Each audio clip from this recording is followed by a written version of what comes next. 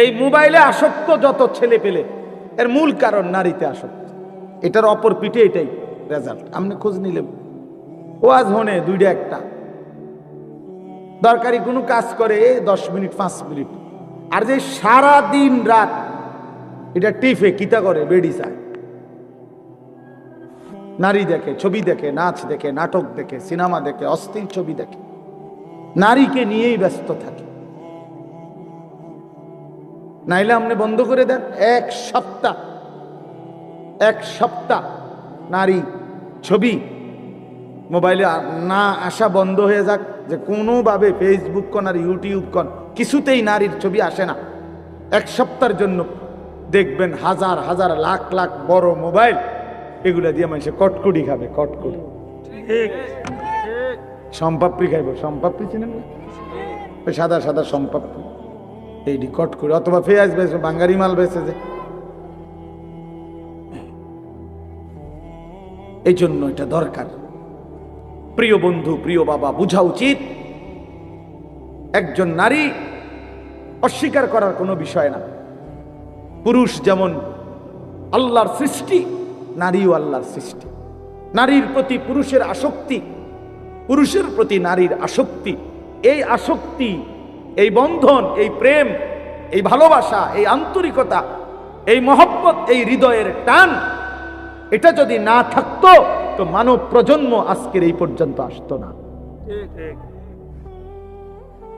মানুষের এই ক্রমধারা কি এখান পর্যন্ত এক স্বামী স্ত্রীর পবিত্র বন্ধন, একে অপরের প্রতি অকৃত্রিম ভালোবাসা, স্বামী স্ত্রীর একান্ত মিলন। তো এইটুকুর বরকতে মহান আল্লাহর ইচ্ছায় প্রজন্ম এভাবে আগাইছে। তাহলে এটা তো দূষণীয় না, হালাল যেটা সেটা তো দূষণীয় না। রাসূলুল্লাহ সাল্লাল্লাহু আলাইহি ওয়াসাল্লাম বলছেন, পবিত্র স্ত্রী তার মুখে যদি কেউ খাবারের লোকমা তুলে দেয়, হাত্তা লোকমাতা ফি ফি ইমরাআতিহি, নবীজি বলছেন কেউ যদি তার হালাল স্ত্রীর মুখে এক লোকমা খাবার, একটা রুটি, সামান্য একটু খাবারও তুলে দেয়, আল্লাহ রাসূল সাল্লাল্লাহু আলাইহি ওয়াসাল্লাম বলছেন আল্লাহ তাআলা তাকে আল্লাহর রাস্তায় সাদাকা করার সওয়াব দান করেন। নবী সাল্লাল্লাহু আলাইহি ওয়াসাল্লাম বলেন ওয়াফি বুদআ আহাদিকুম সাদাকা, পবিত্র স্বামী স্ত্রী যদি মিলিত হয় তো আল্লাহ তাআলা সেখানেও সাদাকার সওয়াব দান করে। সাহাবী জিজ্ঞেস করছে, ইয়া রাসূলুল্লাহ, মনের চাহিদা পূরণ করলেও সওয়াব হয়? আল্লাহর নবী বললেন, সেটা যদি ভিন্ন অনুমতি নাই এমন নারীর সাথে যদি পূরণ করে সেখানে কি গুনাহ হয়? তিনি বললেন, হ্যাঁ গুনাহ হয়। কয় তাহলে এখানেও নেকি হয়? সেখানে গুনাহ হইলে এখানে নেকি হয়। এজন্য বন্ধু, আল্লাহ তাআলা প্রত্যেক নিষিদ্ধ বিষয়ের বিপরীতে বৈধ হালাল পন্থা আল্লাহ রাখছেন। যিনি মদ হারাম করেছেন তিনি মধু হালাল করেছেন, যিনি সুদ হারাম করেছেন তিনি ব্যবসা হালাল করেছেন, যিনি ভিন নারী দেখা হারাম করেছেন তিনি বিবাহ হালাল করেছেন। এমন কোন বিষয় নাই বান্দার যেটা চাহিদা আছে অথচ সেই চাহিদা পূরণের বৈধ কোনো পন্থা আল্লাহ দেন নাই। খোদার কসম, এমন চাহিদা মানুষের মধ্যে নাই, এটা হতে পারে না। কারণ প্রতিটি চাহিদাও দিছেন আল্লাহ, সেই চাহিদা পূরণের হালাল পন্থা নির্ধারণ করে দিছেন, সেটাও আল্লাহ। 15 নম্বর পারা, 17 নম্বর সূরা, সূরা বনী ইসরাইল, এই সূরার প্রথম আয়াত। এই আয়াতটিকে সামনে রেখেই অল্প কিছু কথা আমি আরজ করতে চাই। আল্লাহ তাআলা আমাদেরকে তৌফিক দান করেন, আমিন। মূলত এই আয়াতটি হচ্ছে আমাদের প্রিয় নবী সাল্লাল্লাহু আলাইহি ওয়াসাল্লামের জীবনের সবচেয়ে উল্লেখযোগ্য, ঐতিহাসিক, মর্যাদাপূর্ণ একটি বিশেষ ঘটনা, যেটাকে মেরাজের ঘটনা বলে, যেটা আল্লাহ তাআলা নবী সাল্লাল্লাহু আলাইহি সাল্লামকে সর্বোচ্চ মর্যাদাবান করেছেন। মর্যাদার সর্বোচ্চ উঁচা মাকামে আল্লাহ তাআলা নিয়েছেন। এই সম্পর্কিত আয়াত, এই আয়াতটা যেটা আমি পড়েছি। স্বাভাবিকভাবে আপনারা যারা মসজিদগুলোতেও জুমার নামাজের বয়ান শোনেন, আপনাদের প্রায় প্রত্যেক মসজিদের ইমাম সাহেবরাও প্রতি বছরই প্রিয় নবী সাল্লাল্লাহু আলাইহি ওয়াসাল্লামের এই মেরাজ সম্পর্কে আলোচনা করে, যার ফলে বিষয়টা কম বেশি প্রত্যেকেরই জানা আছে যে আমাদের নবী সাল্লাল্লাহু আলাইহি সাল্লাম এর জীবনের এটা একটা ঐতিহাসিক এবং শ্রেষ্ঠতম মর্যাদাপূর্ণ ঘটনা মেরাজ।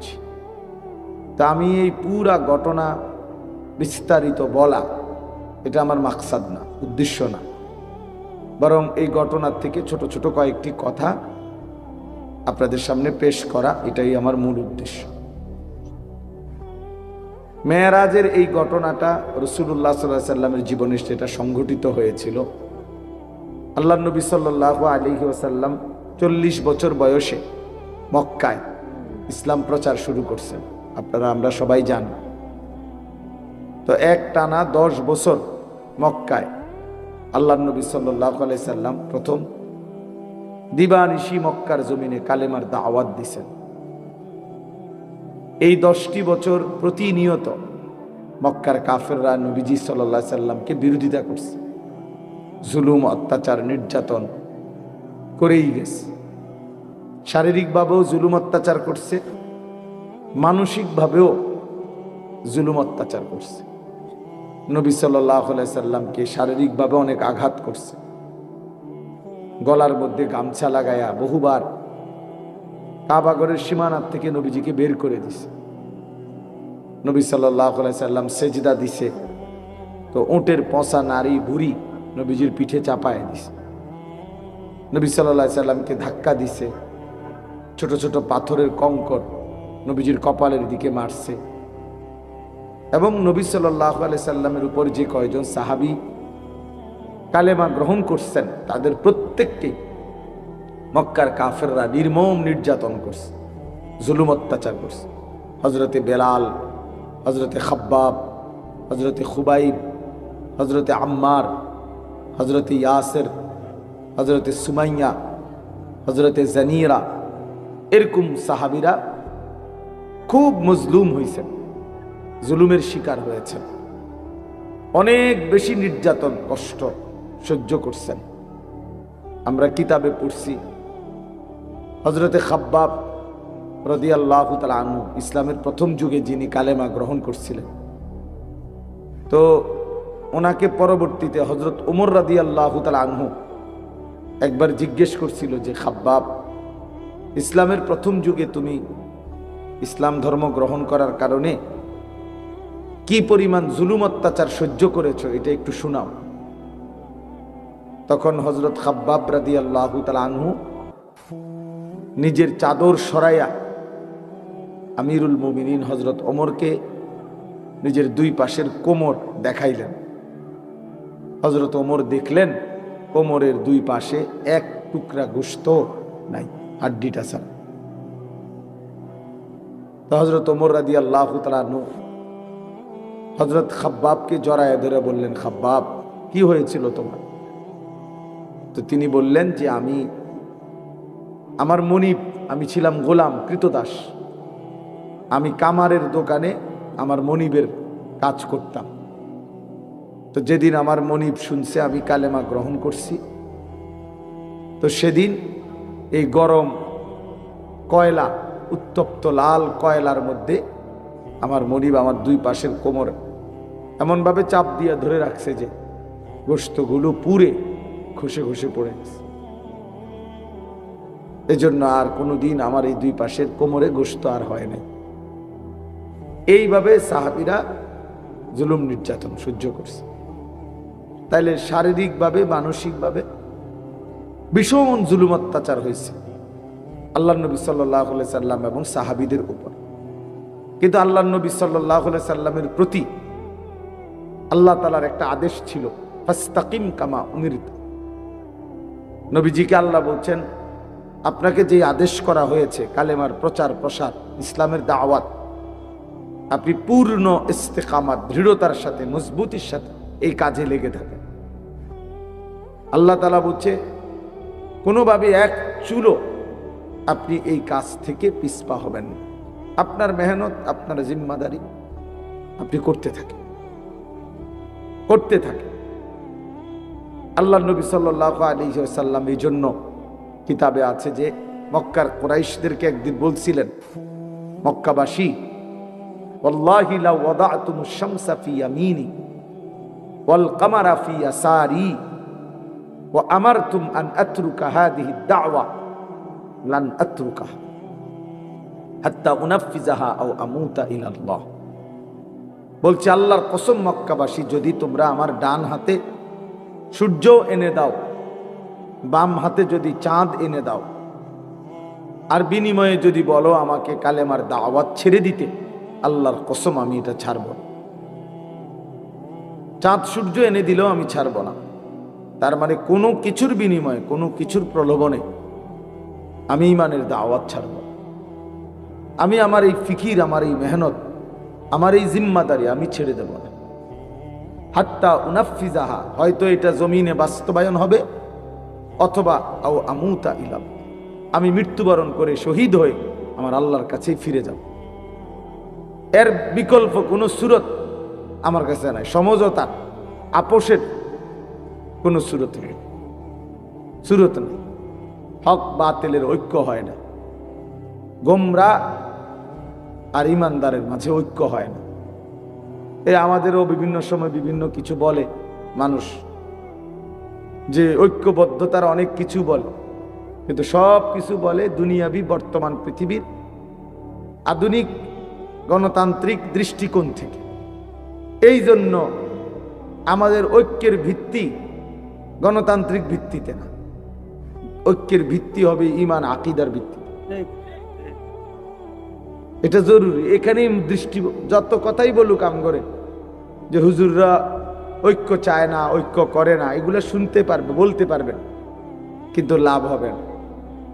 ঈমান এবং আকীদা বিচ্যুতি যার সাথে, তার সাথে ঐক্য হয় না, তার সাথে ঐক্য হয়। যার সাথে আমার বিশ্বাসের প্রশ্নে দ্বন্দ্ব, যার সাথে আমার ঈমানের প্রশ্নেই দ্বন্দ্ব, তার সাথে আমার ঐক্য হবে কিভাবে? কিভাবে হবে? এজন্য আল্লাহ নবী সাল্লাল্লাহু আলাইহি সাল্লাম বলছেন, আপনারা জানেনও এটা, মক্কার কাফেররা নবীজিকে প্রস্তাব দিছিল যে মুহাম্মদ কিছু সময় তুমি আমগো দেবতার পূজা করো, কিছু সময় আমরা তোমার আল্লাহর ইবাদত করি। নাউজুবিল্লাহ। আল্লাহ বলছেন না, বলে দেন, কুল ইয়া আইয়ুহাল কাফিরুন লা আ'বুদু মা তা'বুদুন, হে কাফের সম্প্রদায়, তোমরা যার ইবাদত করো আমি তার ইবাদত করি না। ওয়ালা আনতুম আবিদুনা মা আ'বুদ, আবার আমি যার ইবাদত করি তোমরা তার ইবাদত করো না। কাজেই এখানে বিশ্বাসের বিষয়। আমি আল্লাহকে মানি, তোমরা কুফরিকে, মূর্তিকে মানো। তাহলে এখানে মৌলিক ভিত্তিতে দ্বন্দ্ব, তাহলে তোমার সাথে আমাদের ঐক্য হবে কেন? এই জন্য ঐক্যের ভিত্তি ঈমান, ঐক্যের ভিত্তি কোরআন।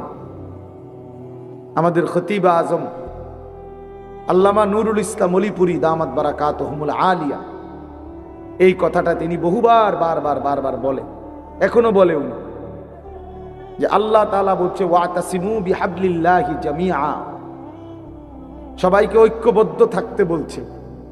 কিন্তু এই বিহাবলিল্লাহ উনি বলেন